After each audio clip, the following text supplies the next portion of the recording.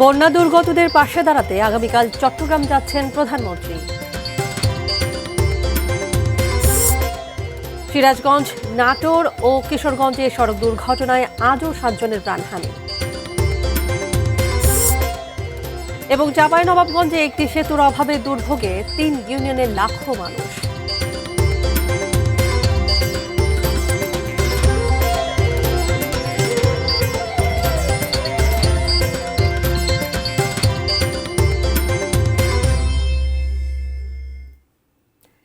ATN news দেখছেন। দেশের খবরে আপনাদের সবাইকে স্বাগত জানাচ্ছি। আমি তানিয়া আহমেদ। এতক্ষণ নাসির সিনটেক্স গ্রুপের সৌজন্যে সংবাদ শিরোনামগুলো জানিয়ে দিচ্ছিলাম। এবারে পুরো সংবাদে যাচ্ছি। প্রধানমন্ত্রীর দায়িত্ব নেয়ার পর প্রথমবার চট্টগ্রামে যাচ্ছেন প্রধানমন্ত্রী তারেক রহমান। বন্যায় ক্ষতিগ্রস্ত মানুষের খোঁজ নিতে আগামীকাল রোববার তিনি একদিনের সফরে যাবেন। বাঁশখালী, ফটিকছড়ি ও হাটহাজারীতে বন্যা দুর্গতদের হাতে 100টি নতুন ঘরের চাবি তুলে দেবেন। অংশ নেবেন সাংগঠনিক সভায়। আদিত্য সুমনের ক্যামেরায় মনিরুল ইসলাম পারভেজের তথ্যে ডেস্ক রিপোর্ট। রবিবার সকাল 9টায় মহেশখালী পৌঁছাবেন প্রধানমন্ত্রী তারেক রহমান। মাতারবাড়ি গভীর সমুদ্রবন্দর, কয়লা বিদ্যুৎ প্রকল্প এবং মহেশখালী সমন্বিত উন্নয়ন কর্তৃপক্ষের কার্যক্রম পরিদর্শন করবেন তিনি। প্রধানমন্ত্রীর সফর ঘিরে উজ্জীবিত বৃহত্তর চট্টগ্রামের বিএনপি ও অঙ্গ সংগঠনের নেতাকর্মীরা। প্রধানমন্ত্রীকে স্বাগত জানাতে দলীয়ভাবে ব্যাপক প্রস্তুতি নেওয়া হয়েছে। অসহায় বাঁশখালীবাসীর পাশে যে মাননীয় প্রধানমন্ত্রী আছেন, উনি এটা প্রকাশ করার জন্য, আমাদেরকে সাহস দেওয়ার জন্য আসতেছেন। আমরা সমগ্র বাঁশখালীবাসীর পক্ষ থেকে, আমরা বিএনপি পরিবারের পক্ষ থেকে মাননীয় প্রধানমন্ত্রীকে আমরা স্বাগত জানাই। দুপুরে চট্টগ্রামের বাঁশখালী উপজেলার বাহারছড়া সমুদ্র সৈকত এলাকায় সাম্প্রতিক বন্যায় ক্ষতিগ্রস্তদের পুনর্বাসনের লক্ষ্যে আয়োজিত অনুষ্ঠানে যোগ দেবেন প্রধানমন্ত্রী। ত্রাণ বিতরণ ও 100 গৃহহারা পরিবারের হাতে নতুন বাড়ির চাবি তুলে দেবেন তিনি। অনেক আনন্দিত আমাদের বাড়িতে আসবে, তাই আমরা আমরা অসহায়, আমাদের থেকে এখানে বন্যার সময় পানি উঠছে, সেজন্য আমাদের পাশে দাঁড়িয়েছে। এরপর ফটিকছড়িতে যাবেন প্রধানমন্ত্রী। সেখানে আল জামিয়াতুল ইসলামিয়া আজিজুল উলুম বাবুনগর মাদ্রাসায় হেফাজতে ইসলামের আমির আল্লামা শাহ মুহিবুল্লাহ বাবুনগরের সঙ্গে সৌজন্য সাক্ষাৎ এবং হাটহাজারীতে আল্লামা শাহ আহমদ শফির কবর জিয়ারত করবেন প্রধানমন্ত্রী। পরে বন্যায় ক্ষতিগ্রস্ত 30টি পরিবারকে ঘর এবং 15 জন প্রতিবন্ধী ব্যক্তিকে 10,000 টাকা করে আর্থিক অনুদান তুলে দেবেন প্রধানমন্ত্রী তারেক রহমান। প্রথমেই বাঁশখালীতে আসবেন এবং বাঁশখালীতে এই যাদের ঘর বাড়ি ভেঙে গিয়েছে তাদের জন্য প্রাথমিকভাবে 100 ঘর মাননীয় প্রধানমন্ত্রী সেদিন হস্তান্তর করবেন। আমরা প্রত্যেকটা ঘর আলাদা আলাদাভাবে টিম গঠন করে সেই ঘরের জন্য কোয়ালিটি এনশিওর করা যায়, যে ঘরটা দিলাম সেই ঘরটা যেন যাদেরকে দিচ্ছি তারা যেন এখানে দীর্ঘ সময় বসবাস করতে পারে, তাদের ঘরটি এই ঘরে সেইভাবে আমরা ঘরটি তৈরি করার জন্য কাজ শুরু করেছি। সন্ধ্যায় চট্টগ্রাম নগরীর 5 তারকা হোটেল রেডিসন ব্লুতে চট্টগ্রাম বিএনপির সাংগঠনিক সভায় যোগ দেবেন প্রধানমন্ত্রী। রাত 9টা 20 প্রধানমন্ত্রী ঢাকার উদ্দেশ্যে রওনা দেবার কথা রয়েছে। Chandan Pal, desk report, ATN news. Sirajganj, Natore ও কিশোরগঞ্জে সড়ক দুর্ঘটনায় আজও প্রাণ হারালেন 7 জন। আহত হয়েছেন অন্তত 22 জন। সিরাজগঞ্জের কামারখন্দের নলকায় পণ্যবাহী ট্রাকের ধাক্কায় শাহফতে আলী পরিবহনের বাস চালক সহ 2 জন নিহত ও 10 জন আহত হয়েছেন। শুক্রবার দিবাগত রাত 12:15টার দিকে যমুনা সেতু পশ্চিম সংযোগ মহাসড়কের নলকা ব্রিজের পূর্ব পাশে এই দুর্ঘটনা ঘটে। আহতদের সিরাজগঞ্জ সদর হাসপাতালে ভর্তি করা হয়েছে। অন্যদিকে নাটোরের বড়াই গ্রামে যাত্রীবাহী বাস ও গরু বোঝাই ভটভটির সঙ্গে সংঘর্ষে 3 গরু ব্যবসায়ী নিহত হয়েছেন। শনিবার সকাল 10:30টার দিকে বনপাড়া হাটিকুমরুল মহাসড়কের নয়াবাজার এলাকায় এই দুর্ঘটনা ঘটে। নিহতরা হলেন আব্দুর রহমান, আক্কাস আলী ও জাহাঙ্গীর আলম। এ ঘটনায় আহত হয়েছেন অন্তত 9 জন। এদিকে কিশোরগঞ্জের পাকুন্দিয়ায় বাস ও ব্যাটারি চালিত অটোরিকশায় মুখোমুখি সংঘর্ষে নিহত হয়েছেন আরও 2 জন। আহত হয়েছেন 3 জন।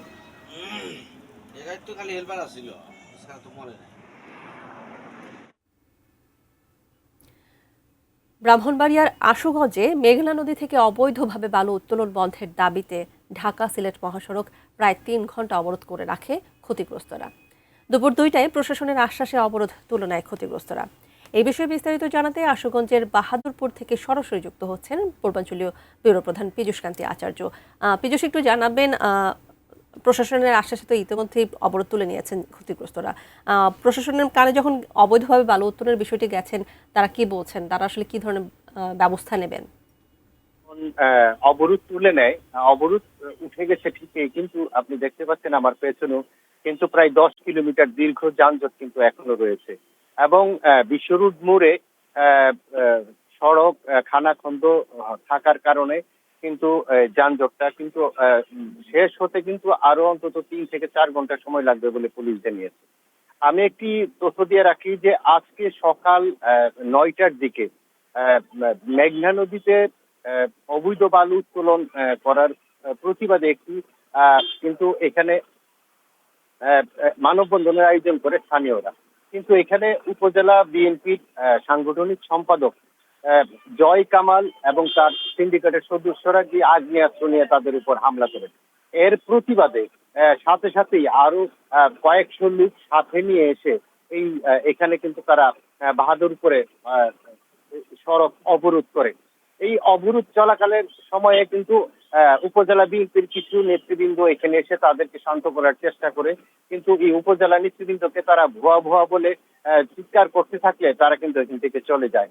পরবর্তীতে খবর পেয়ে যে স্থানীয় যে সংরক্ষিত আসনের এমপি আছেন নাদিয়া পাঠান পাপন এবং হাইওয়ের পুলিশ সুপার, উপজেলা প্রশাসনের এসিলেন্ট এবং জেলা পুলিশের অতিরিক্ত পুলিশ সুপার সহ সবাই এসে এখানে তাদেরকে আশ্বস্ত করেছেন। পাপন জি এমপি পাপন জি কথাটি বলেছেন বিক্ষুব্ধদের যে এখানে যে তাদের উপর আগ্নেয়াস্ত্র নিয়ে হামলা করা হয়েছে এই ভিডিও তাকে যদি দেওয়া হয় তিনি নিজে বাদী হয়ে তাদের বিরুদ্ধে মামলা করবেন বলে তাদেরকে আশ্বস্ত করার পর তারা কিন্তু এখান থেকে যেই অবরোধ তুলে নেয়। তো এখন পর্যন্ত অবরোধ তুলে নেওয়া হলেও এখন পর্যন্ত কিন্তু এখানে যানজট অব্যাহত রয়েছে এবং তা শেষ হতে অন্তত আরো 3-4 ঘন্টা সময় লাগবে বলে পুলিশ জানিয়েছে। তো এই ছিল আমার কাছে ব্রাহ্মণবাড়িয়ার ঢাকা সিলেট মহাসড়ক থেকে সর্বশেষ। পীযূষ, অসংখ্য ধন্যবাদ আপনাকে। যুক্ত হয়েছিলেন পীযূষ কান্তি আচার্য, ব্রাহ্মণবাড়ি থেকে যুক্ত হয়ে সেখান থেকে আমাদের সর্বশেষ জানাচ্ছিলেন। চাঁপাইনবাবগঞ্জ সদরের দেবীনগর, শাহজাহানপুর ও চর আলাতুলি এই 3 ইউনিয়নের 1.5 লাখেরও বেশি মানুষের চলাচলের একমাত্র ভরসা খেয়া নৌকা পেরিয়ে 2 কিলোমিটার কাঁচা রাস্তা। পিঠালীতলা খালে একটি সেতুর জন্য এলাকাবাসীর প্রতীক্ষা দীর্ঘদিনের। চাঁপাইনবাবগঞ্জ প্রতিনিধি মোহাম্মদ নাদিম হোসেনের পাঠানো তথ্য ও ছবিতে ডেস্ক রিপোর্ট। নৌকায় নদী পার হওয়ার পরেই হাঁটু সমান কাদার রাস্তা। প্রতিদিন জীবনের ঝুঁকি নিয়ে কষ্টকর এই পথ পাড়ি দেন হাজারো মানুষ। অথচ পিঠাতলা খালে একটি সেতু হলে সহজসাধ্য হতো সবার জীবনযাপন। সবচেয়ে দুঃসহ পরিস্থিতিতে পড়তে হয় মুমূর্ষু রোগীদের নিয়ে। কোনো যানবাহন চলাচলের উপযোগী না হওয়ায় একমাত্র ভরসা খাটিয়া। প্রায় কাদা পানিতে পড়ে জামা কাপড় ও বই খাতা নষ্ট হয় কোমলমতি শিক্ষার্থীদের। যে মানলে পড়ে গেলে আপনার পা হাত ভেঙে যাবে, মাল নষ্ট হয়ে যায় বাবা। আমরা এখান থেকে মাদ্রাসা যাওয়ার জন্য যাই, বই খাতা পড়ে ভিজে যাই। ধান, আম ও অন্যান্য কৃষিপণ্য বাজারে নেওয়া প্রায় অসম্ভব। অনেক সময় মালামাল সহ গাড়ি উল্টে মারাত্মক ক্ষতির মুখে পড়েন কৃষকেরা। মেডিকেল যাব তো মেডিকেল যাব কি ভাববে, যেতে তো পারছি না। ধান কিনে আছে আপনার রাস্তা পথে খারাপ, তার লেগে ধান আনতে পারি না। স্থানীয় জনপ্রতিনিধি জানান, পিঠালীতলা ব্রিজের জন্য বিগত 8-10 বছর ধরে বারবার আবেদন করা হয়েছে। সয়েল টেস্ট থেকে শুরু করে প্রশাসনিক পরিদর্শনের কাজ শেষ হলেও অজ্ঞাত কারণে কোনো অগ্রগতি নেই। এখানে একটা ব্রিজ অত্যন্ত প্রয়োজন। এই ব্রিজ না হলে কাঁচা রাস্তা করে কোনো লাভ হবে না, কাঁচা রাস্তা করাও যাবে না। এটা ব্রিজ আগে দরকার, ব্রিজের সংলগ্ন রাস্তা হবে। উপজেলা প্রশাসন জানিয়েছে ব্রিজ নির্মাণের প্রস্তাবনা গুরুত্ব দিয়ে মন্ত্রণালয়ে পাঠানো হয়েছে। ইতিমধ্যে উপজেলা থেকে এটা 1 নম্বর ফার্স্ট প্রায়োরিটি দিয়ে আর কি এই ব্রিজের সিরিয়াল নাম্বার র্যাঙ্কিং দিয়ে আমরা হেডকোয়ার্টারে পাঠিয়েছি। গ্যাজেটভুক্ত হলে খুব শীঘ্রই সেখানে একটি ব্রিজ সহ রাস্তাটি পাকাকরণের কাজ শুরু হবে। 3টি ইউনিয়নের 1.5 লাখেরও বেশি মানুষের প্রত্যাশা পিঠালীতলা খালের উপর সেতু নির্মাণের কাজ যেন আমলাতান্ত্রিক জটিলতা আর আশ্বাসের কবলে আটকে না থাকে। Sharjana Ananya, desk report, ATN news. সংবাদের সময় হয়ে গেল, বাজেট স্টিল বিরতি নেওয়ার এ পর্যায়ে থাকছে।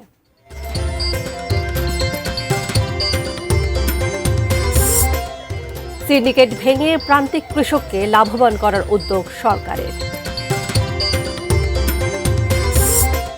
এবং শরীয়তপুরে কুপ্রস্তাবে রাজি না হওয়ায় ভাই বোন সহ ৩ জনকে গাছে বেঁধে নির্যাতন, গ্রেফতার 2।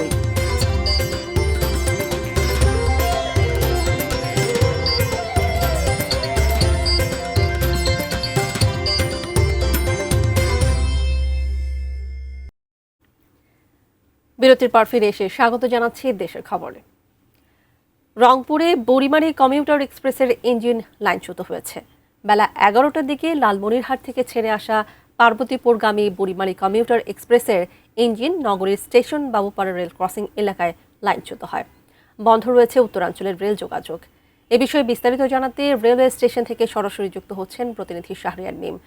মিম, বেলা 11টা থেকে উত্তরাঞ্চলের যে রেল যোগাযোগ সেটি বন্ধ রয়েছে, যেই ইঞ্জিনটি আসলে লাইনচ্যুত হয়েছে সেটি সরাতে কতদূর অগ্রগতি হয়েছে একটু বিস্তারিত জানাবেন, বাকি সার্বিক যে তথ্য রয়েছে জানাবেন।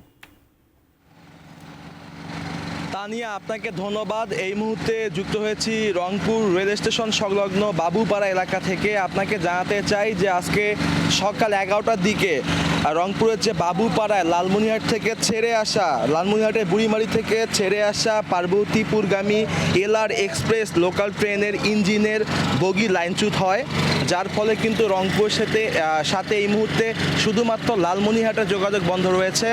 এই যে এলআর এক্সপ্রেস যে ট্রেনটি রয়েছে সেটি কিন্তু লাইন থেকে তোলার জন্য কিন্তু ইতিমধ্যে রেল বিভাগ তারা কিন্তু কাজ করছে। সেই কাজ কিন্তু আমরা আপনাদেরকে সরাসরি দেখাচ্ছি। যদিও আমরা এর আগে এখানে এসে যারা এই ট্রেনের যাত্রী ছিলেন এবং রেল কর্তৃপক্ষ ছিলেন তাদের কাছে জানতে পেরেছি যে বুড়িমারি থেকে ছেড়ে আসা পার্বতীপুরগামী এলআর এক্সপ্রেস ট্রেনটি লাইন পরিবর্তন করতে গিয়ে এই দুর্ঘটনাটি ঘটে। স্টেশনের যারা রয়েছেন দায়িত্বরত তাদের সাথে কথা বলার চেষ্টা করেছি। তারা জানিয়েছেন যে ট্রেনটি রংপুর স্টেশন পার হবার সময় কন্ট্রোল রুম থেকে 3 নাম্বার লাইনে যেতে নির্দেশনা পান। এ সময় 3 নাম্বার লাইনের কাট পরে নড়বড় হয়ে যাওয়ায় স্লিপ করে লাইনচ্যুত হয়। তবে এই ঘটনায় কোনো হতাহতর ঘটনা ঘটেনি বা আহত বা নিহত এমন কোনো দুর্ঘটনা কিন্তু ঘটেনি বলে কিন্তু আমরা জানতে পেরেছি। আমরা যদি একটু আপনাদেরকে দেখাই যে এই মুহূর্তে কিন্তু যে এই যে এলআর এক্সপ্রেস যে লোকাল যে ট্রেনটি রয়েছে সেই ট্রেনটি কিন্তু লাইনচ্যুত হয়েছে। তাকে কিন্তু তোলার জন্য রেল বিভাগের পক্ষ থেকে কিন্তু এখানে রেলের যারা ঊর্ধ্বতন কর্মকর্তা রয়েছেন, রংপুর রেল স্টেশনের যারা রয়েছেন তারা কিন্তু এই মুহূর্তে এখানে কাজ করছেন। সকাল 11টার পর থেকেই এই লাইনটি কিন্তু বন্ধ রয়েছে, যার ফলে রংপুরের সাথে লালমনিরহাটের রেল যোগাযোগ কিন্তু বন্ধ রয়েছে বলে কিন্তু আমরা জানতে পেরেছি। তবে অন্যান্য যে যোগাযোগ রয়েছে সেটি কিন্তু স্বাভাবিক রয়েছে, অন্যান্য জায়গাগুলোর সাথে কিন্তু যোগাযোগ স্বাভাবিক রয়েছে। সব কিছু মিলে এখন কিন্তু ট্রেনটি এখান থেকে তোলার চেষ্টা করা হচ্ছে। এখান থেকে বলা হচ্ছে যে আগামী 1 থেকে 1.5 ঘন্টার মধ্যেই এটি শেষ হয়ে যাবে বলে কিন্তু ধারণা করা হচ্ছে। রংপুর থেকে এই ছিল আমার কাছে সর্বশেষ। তানিয়া। মিম, ধন্যবাদ আপনাকে। রংপুর থেকে যুক্ত হয়েছিলেন শাহরিয়ার মিম। দর্শক, আপনারা জানেন রংপুরের বুড়িমারি কমিউটার এক্সপ্রেসের ইঞ্জিন লাইনচ্যুত হয়েছে, সেই ইঞ্জিনটি তোলার কাজই এখন চলছে। সেই বিষয়ে আপডেট জানাচ্ছিলেন আমাদের সহকর্মী। চলে যাচ্ছে পরের খবরে। সারা দেশে সিন্ডিকেট ভেঙে প্রান্তিক কৃষককে লাভবান করার উদ্যোগ নেওয়া হচ্ছে বলে জানিয়েছেন আইন, বিচার ও সংসদ বিষয়ক মন্ত্রী অ্যাডভোকেট মোহাম্মদ আসাদুজ্জামান। সকালে ঝিনাইদহের শৈলকুপায় পাট ও পেঁয়াজের বাজার পরিদর্শন করেন মন্ত্রী। পরে সাংবাদিকদের কথা বলেন তিনি। যারা মজুতদারি করে আপনাদের অবগতির জন্য জানাচ্ছি, 1974 সালের বিশেষ ক্ষমতা আইন যেটা করে দিয়ে গেছে সেখানে মজুতদারের সর্বোচ্চ শাস্তি মৃত্যুদণ্ড। শুধু যারা মজুতদারি করবেন তারা ভেবে চিন্তা করবেন। সমস্ত সেক্টরের সব সিন্ডিকেট ভেঙে আমরা প্রান্তিক কৃষক যাতে লাভবান হয় সেদিকে এগিয়ে যাব। শরীয়তপুরে কুপ্রস্তাবে রাজি না হওয়ায় এক তরুণী ও 2 ভাই বোনকে চুরির অপবাদে গাছে বেঁধে নির্যাতন, মারধর এবং তরুণীর চুল কেটে দেওয়ার অভিযোগে 2 জনকে গ্রেফতার করেছে পুলিশ। সখীপুর থানার ভারপ্রাপ্ত কর্মকর্তা মোফাজ্জল হোসেন বলেন, আলোচিত এই ঘটনায় হওয়া মামলায় 2 আসামি আফসানা সর্দার ও আমিরকে আজ সকালে গ্রেফতার করা হয়েছে। তিনি জানান, ভেদরগঞ্জ উপজেলার সখীপুর ইউনিয়নের ছয়ালকান্দি গ্রামের আবুল মোল্লার ছেলে মনির মোল্লা দীর্ঘদিন ধরে একই গ্রামের এক তরুণীকে উত্ত্যক্ত করে আসছিল। গত মঙ্গলবার সকালে মেয়েটি তার ছোট ভাই ও বোনকে নিয়ে মনিরের দোকানে কেনাকাটা করতে গেলে সে আবারও কুপ্রস্তাব দেয়। মেয়েটি প্রতিবাদ করলে মনির 3 ভাই বোনকে দোকানের পাশের একটি বাড়িতে নিয়ে চুরির অপবাদে তাদের গাছের সঙ্গে বেঁধে মারধর করে এবং তরুণীর মাথার চুল কেটে দেয়। নির্যাতনের সেই ভিডিও চিত্র সামাজিক যোগাযোগ মাধ্যমে ছড়িয়ে পড়লে এলাকায় ব্যাপক চাঞ্চল্যের সৃষ্টি হয়। মেরেছে, ঘরে আটক করে রেখেছিল, মেরেছে এবং চুল কেটেছে, জুতার মালা দেওয়ার চেষ্টা করেছে, সেটাই করেছে। তো পরবর্তীতে আমরা এই সংক্রান্তে সর্বশেষ একটা মামলা নিয়েছি, মামলা নম্বর 14 সুদূর থানা, এবং সেখান থেকে এজাহার নামে 2 জন আসামিকে আমরা গত রাত্রে গ্রেপ্তার করতে সক্ষম হয়েছি। সাংবাদিক গোলাম রাব্বানী নাদিম হত্যা মামলায় জড়িত সকল আসামিকে চার্জশিটে অন্তর্ভুক্ত এবং হত্যাকাণ্ডে জড়িতদের ফাঁসির দাবিতে জামালপুরে মানববন্ধন করেছেন কর্মরত সাংবাদিকরা। দুপুরে জামালপুর প্রেস ক্লাবের সামনে এই কর্মসূচি পালিত হয়। ঘণ্টাব্যাপী মানববন্ধনে নিহত সাংবাদিক নাদিমের স্ত্রী, বাবা ও সাংবাদিক নেতারা অংশ নেন। সেখানে বক্তারা অভিযোগ করেন, সাধুরপাড়া ইউপি চেয়ারম্যান মাহমুদুল আলম বাবুর নির্দেশে তার ছেলে ফাহিম ফয়সাল রিফাতের নেতৃত্বে নাদিমের উপর হামলা চালিয়ে তাকে হত্যা করা হয়। তবে রিফাত সহ কয়েকজন গুরুত্বপূর্ণ আসামিকে চার্জশিট থেকে বাদ দেয়ায় ন্যায় বিচার পাওয়া নিয়ে আশঙ্কা প্রকাশ করেন তারা। 2023 সালের 14 জুন রাতে পেশাগত দায়িত্ব পালন শেষে বাড়ি ফেরার পথে বকশীগঞ্জের পাটহাটি এলাকায় হামলার শিকার হন নাদিম। পরদিন ময়মনসিংহ মেডিকেল কলেজ হাসপাতালে চিকিৎসাধীন অবস্থায় তার মৃত্যু হয়।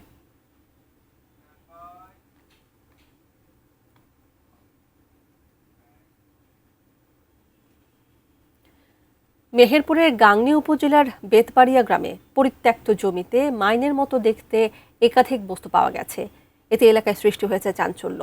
বেলা 11টার দিকে বেতবাড়িয়া গ্রামের কালু মালিথায় পরিত্যক্ত জমিতে স্থানীয়রা মাইনের মতো কয়েকটি বস্তু দেখতে পান। বিষয়টি পুলিশকে জানানো হলে বামন্দি ক্যাম্পের পুলিশ সদস্যরা গিয়ে এলাকাটি কর্ডন করে রাখেন। ক্যাম্পের ইনচার্জ এসআই জহুরুল ইসলাম জানান, প্রাথমিকভাবে সেখানে মাইন সদৃশ কয়েকটি বস্তু দেখা গেছে, তবে বস্তুগুলো আসলে কি তা এখনও নিশ্চিত হওয়া যায়নি। বোমা ডিসপোজাল ইউনিট ঘটনাস্থলে গিয়ে পরীক্ষা নিরীক্ষার পর বিষয়টি নিশ্চিত করবে।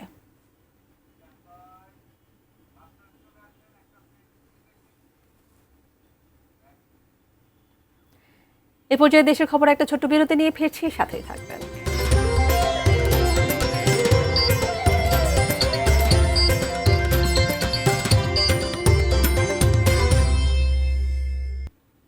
স্বাগত দেশের খবরে আরও একবার। গাজীপুরের কালিয়াকৈরে অনুষ্ঠিত হয়েছে জাতীয় রোবোটিক্স উৎসব রোবোফিউশন 1.0। প্রযুক্তিপ্রেমী তরুণদের মেধা ও উদ্ভাবনী সক্ষমতা বিকাশে ইউনিভার্সিটি অব ফ্রন্টিয়ার টেকনোলজি বাংলাদেশের রোবোটিক্স ক্লাব এই উৎসবের আয়োজন করে। দিনব্যাপী আয়োজনে সারা দেশ থেকে 5.5 শতাধিক শিক্ষার্থী ও তরুণ উদ্ভাবক অংশ নেন। 166টি দল লাইন ফলোয়িং রোবট, রোবো সকার, টেকাথন, প্রজেক্ট শোকেস ও বোট রেসিং সহ 5টি বিভাগে প্রতিযোগিতা করে। উৎসবে প্রধান অতিথি ছিলেন ডাক, টেলিযোগাযোগ ও তথ্য প্রযুক্তি মন্ত্রী ফকির মাহবুব আনাম। তিনি বলেন, মানুষের চিন্তাকে বাদ দিয়ে রোবোটিক্স সম্ভব নয়। প্রযুক্তিকে শুধু ব্যবহার নয়, উদ্ভাবনের উপর গুরুত্ব দেন তিনি। এছাড়া রোবোটিক্স, কৃত্রিম বুদ্ধিমত্তা ও ভবিষ্যৎ প্রযুক্তি নিয়ে টেকনিক্যাল প্যানেল ডিসকাশন অনুষ্ঠিত হয়।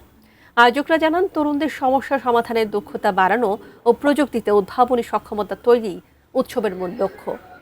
বিকেলে বিজয়ীদের পুরস্কার বিতরণের মধ্য দিয়ে শেষ হয় আয়োজন। অনুষ্ঠানে মিডিয়া পার্টনার ছিল ATN নিউজ। মাননীয় প্রধানমন্ত্রী ইতিমধ্যে আমাদের এই স্টার্ট আপ কোম্পানিগুলিকে 500 কোটি টাকা ঘোষণা দিয়েছেন, যে ফান্ড ব্যবহার করে আমরা প্রত্যেকটি সমমানমের উদ্ভাবনকে এবং উদ্যোগকে রূপান্তর করে তারা সব সুফল মানুষের দোরগোড়ায় পৌঁছে দিতে পারবে ইনশাল্লাহ। দেশের মাটিতেই এখন বাণিজ্যিকভাবে চাষ হচ্ছে বিদেশি ফল রামবুটান ও লঙ্কান।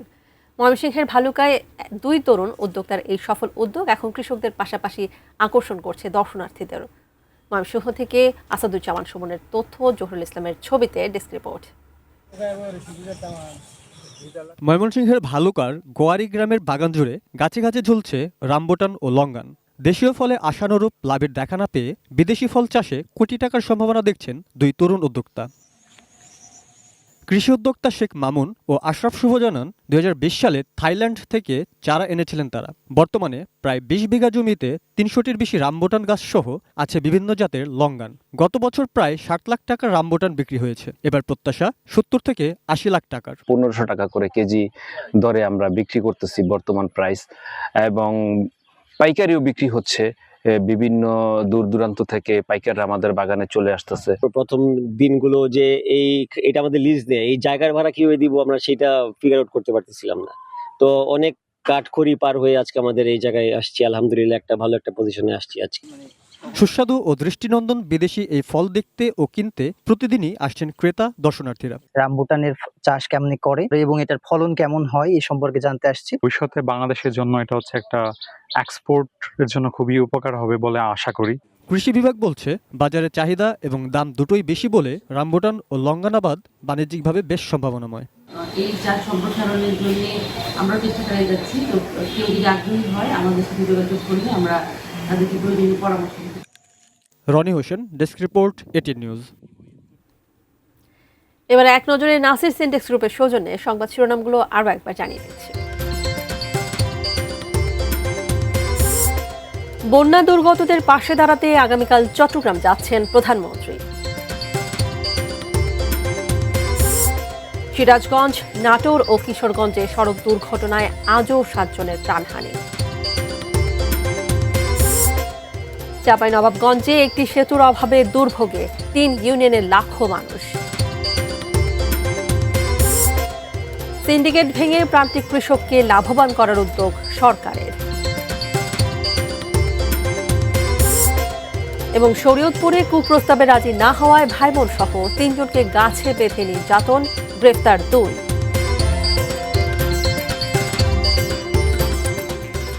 এই ছিল দেশের খবরের সর্বশেষ। ধন্যবাদ এতক্ষণ আমাদের সাথে থাকার জন্য।